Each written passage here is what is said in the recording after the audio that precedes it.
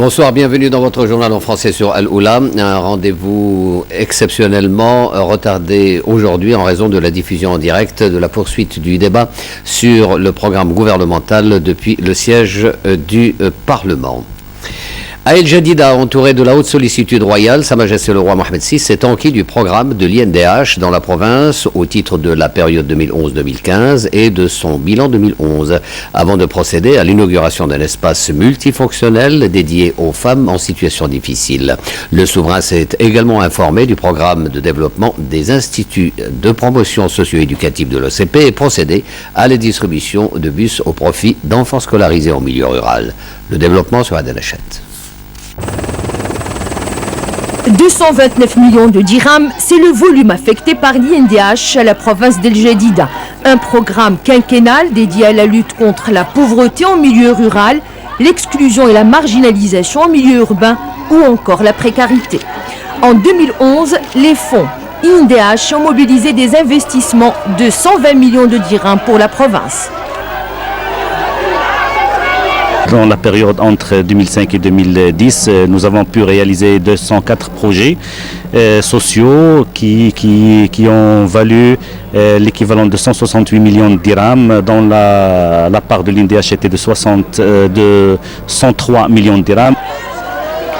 Autant de programmes présentés à Sa Majesté le Roi, qui s'est également enquis du projet de réalisation d'une salle couverte omnisport à El Jadida d'une capacité de 800 places. Idem pour le centre Al-Mubadara pour la formation des enfants trisomiques et autistes. Ce centre pourra bénéficier à 120 enfants à besoins spécifiques.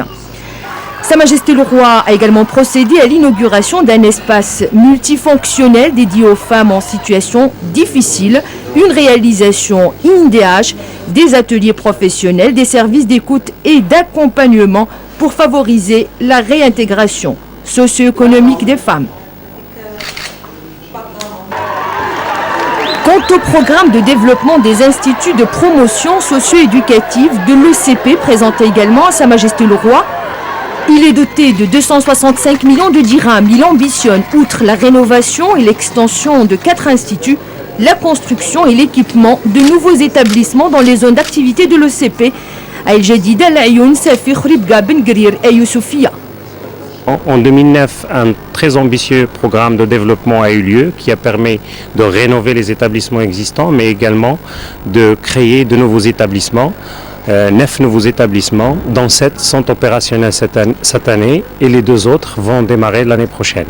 La deuxième action porte sur la réhabilitation et l'aménagement, l'équipement d'une école en milieu rural. C'est l'école Sbetat de la commune rurale Haouziya.